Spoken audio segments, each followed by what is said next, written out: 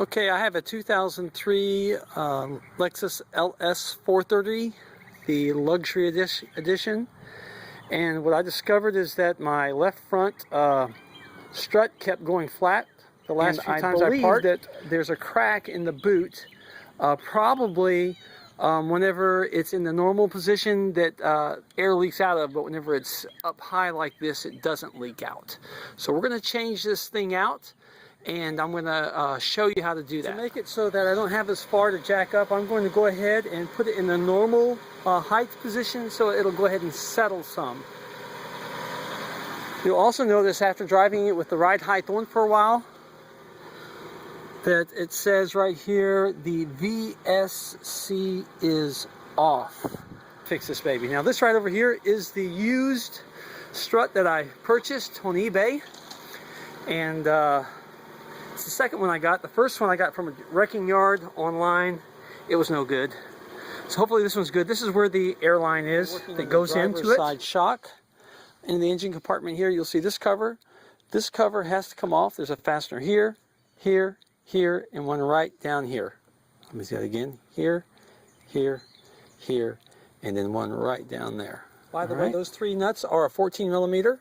Now that they're off, you can take this cap off, and as you do, you'll see there's an electrical connector. If you push in on this piece right here, the electrical connector will come off. It's kind of hard to do holding a camera and pushing in on it at the same time. There we go.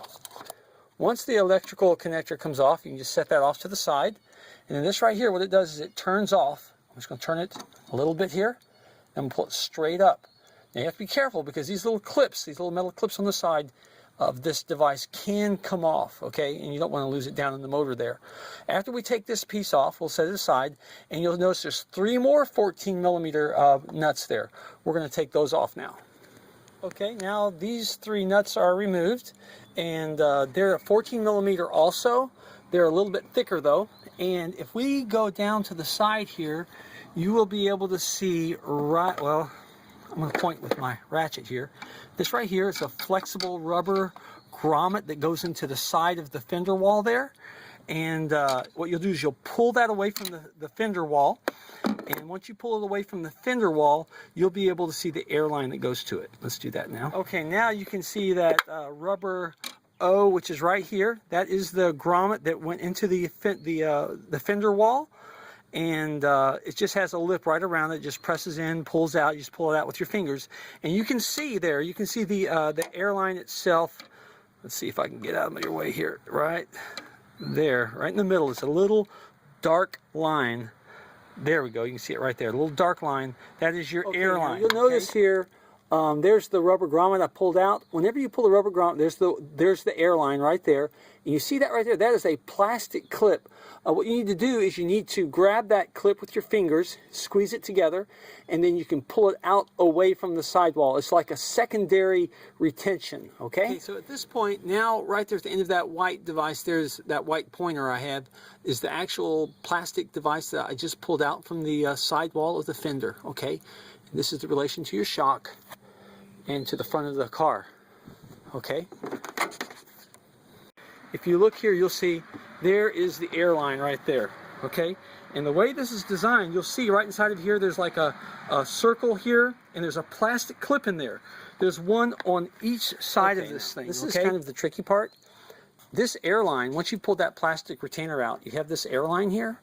Well, this airline will not just pull out of there. It has a plastic piece in there that must be pressed out, and there's a tool that they sell. But it's kind of pricey, and there's probably nothing to it. So I made my own. I took a piece of this hose, just like this right here. You can see it's not very big. It is probably, I would say, about 3/8 of an inch in diameter. It's about like a supply line that you'd have for a toilet. And I cut me a small piece like this, and I cut a groove down the side of it, and then I actually beveled the end of it here, okay? So then what you can do with that is you can actually push it over the airline on the car, like so. And then, since we know the clips are on the holes are on the sides, we want to turn the groove so it's either up or down. Once it's up or down, you can push it in, and then you can grab the air hose and you can pull it out.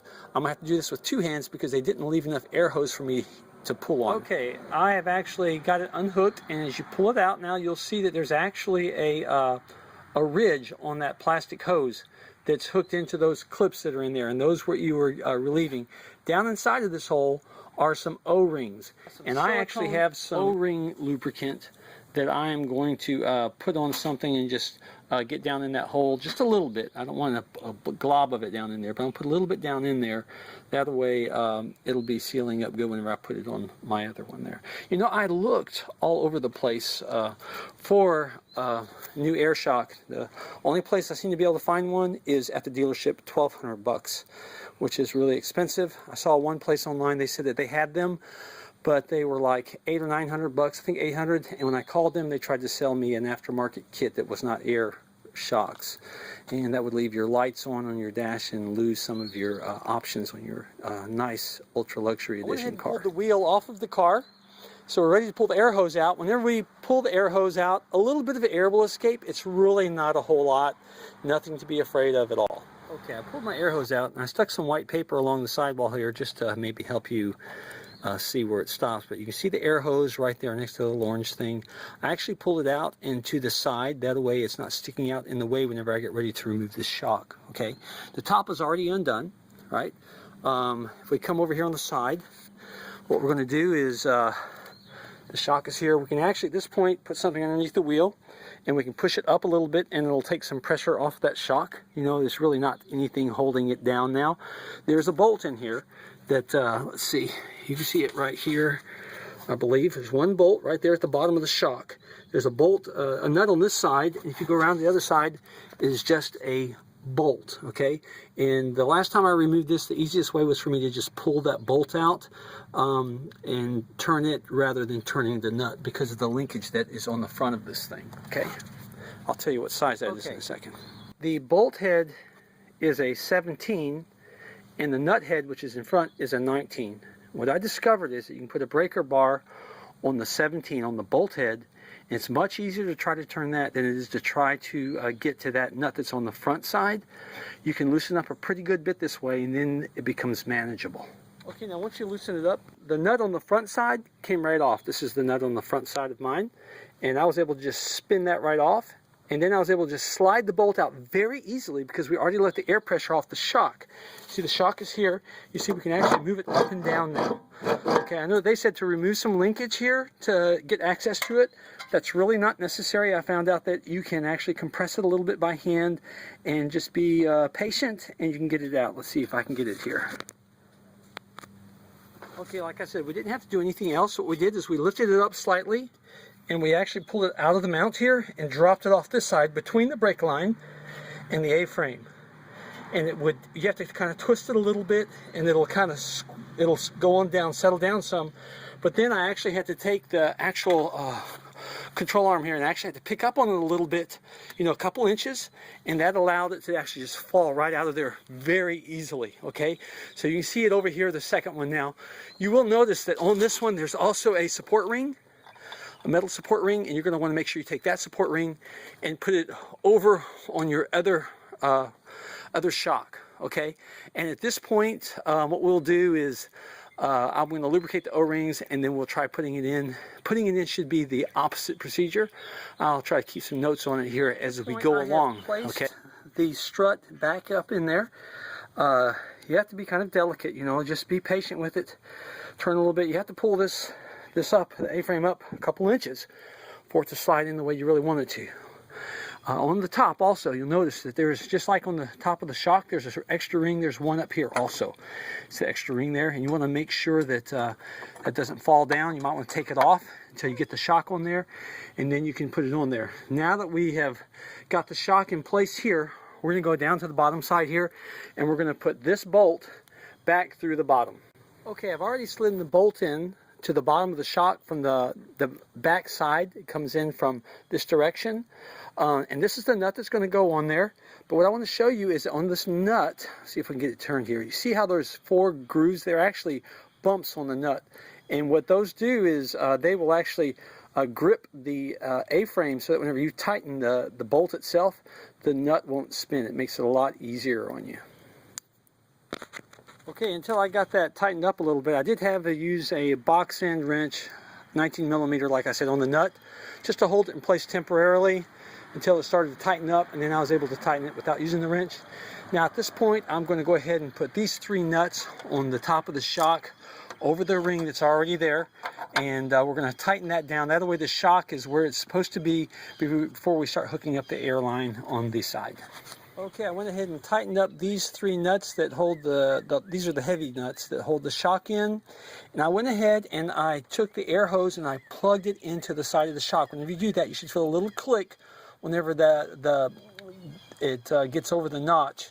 And it should be in there nice and tight. You can pull on it by hand and it should not come out then. Once you have that air line in, there's a plastic clip that goes in there. And the way that clip is designed is there's an ear on the very top surface and an ear on the very bottom surface, okay?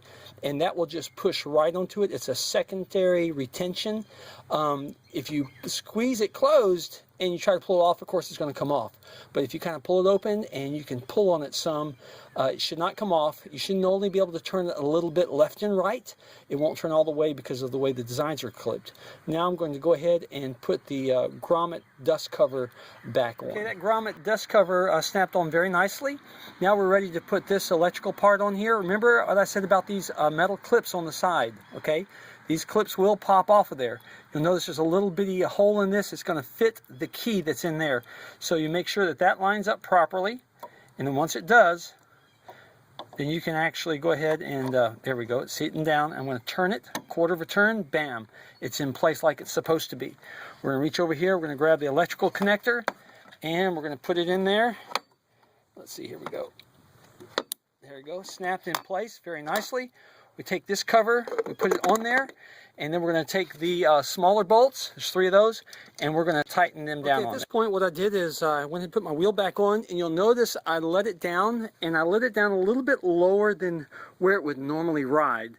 And the reason for that is so that whenever I start it up, it will give it an indication that it needs air to inflate. And it'll inflate up to where it should be, hopefully, okay, as long as this is a good part. I cranked it up and made sure it's on normal height setting, and I'm listening. You know, I hear the pump running, and I can see it raising very slowly, I believe. This doesn't happen real quick, but I believe it is coming up.